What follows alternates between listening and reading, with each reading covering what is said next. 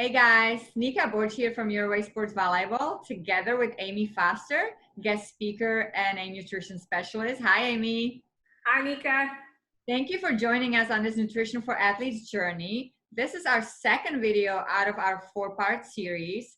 If you missed the first one, the Basic Nutrition One-on-One, you can find it on our YouTube channel at Your Way Sports. Today, we're talking about fuel for performance and strength, which is one of my favorite topics. And Amy, I know yours too. So let's just get it started. Okay. I got a question for you right off the bat. Simply, what is strength?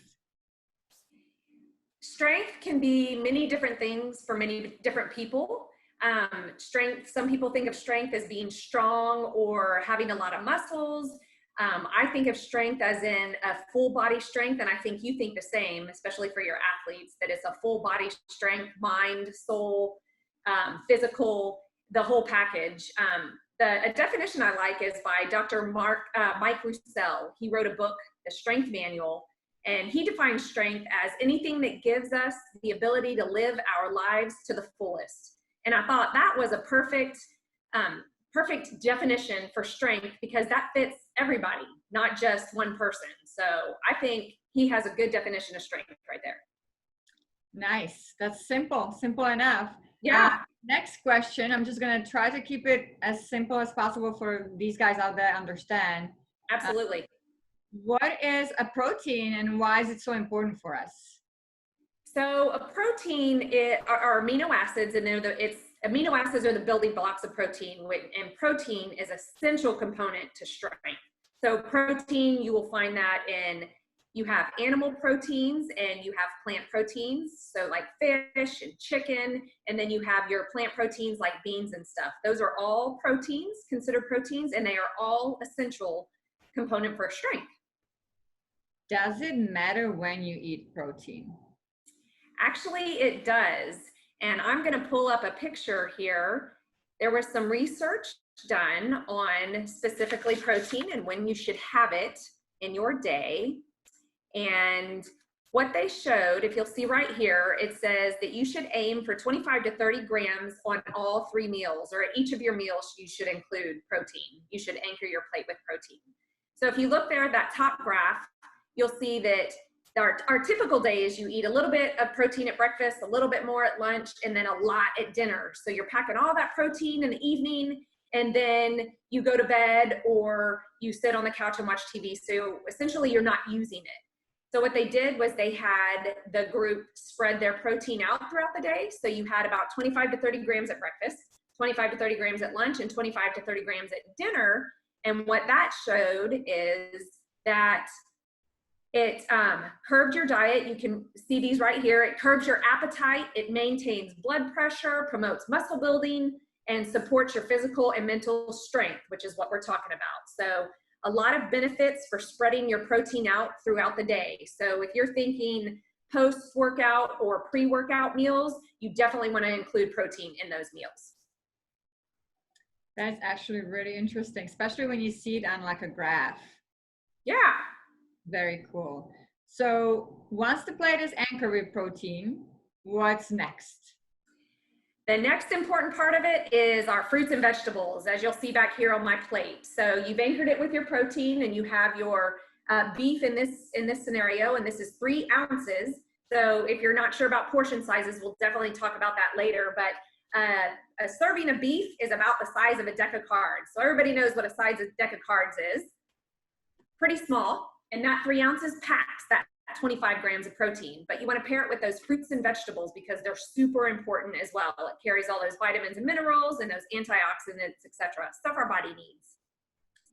Making me hungry. Last question I have is, you mentioned fiber. You mentioned fiber-rich carbs, right? So yeah. What is a fiber and why do we need it? So fiber is super important because it helps for everybody in general. It helps with some of those diseases that might come later, because kiddos aren't thinking about getting sick or getting ill now, but cholesterol, diabetes that you may have heard of, it helps prevent those things because fiber helps keep you full longer. it helps boost your immune system, and it helps level out your blood sugar so that you're not having spikes in your blood sugar. So it's super helpful. And when we say fiber-rich carbs, we're talking about whole grain bread, potatoes, rice, brown rice, and quinoa, if you guys know what that is. This is couscous on our plate right here. So those kind of whole grains, those will contain those fiber-rich foods that we need, that are essential. Great. And I think that's important, even though, you know, and our viewers are maybe super young and they're not really thinking about what could happen in a few years. Right. The earlier you're starting to eat healthy and take care of your body, the healthier and the better you will be doing as you get older. So I think it's important to understand.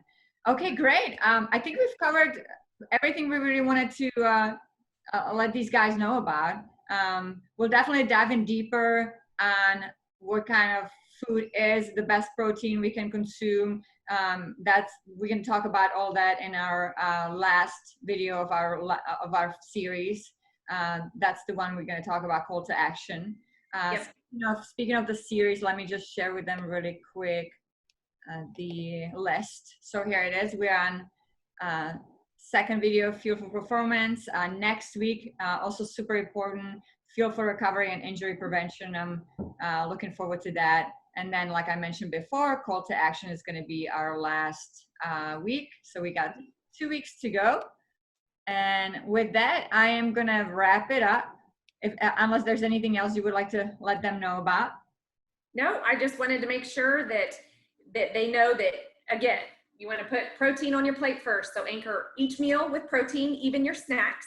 And that could be a cheese stick. That could be, again, a piece of leftover meat, chicken, fish, any of those types of proteins. And then you want to balance it out with your fruits and vegetables and make sure that you have a fiber-rich carbohydrate in there as well. And then your dairy, of course. Great. Okay. So thank you, Amy, for joining us today again. And thank you guys for tuning in. We hope to see you back for the next 2 weeks. And until then, stay healthy. Thank you. Thank you.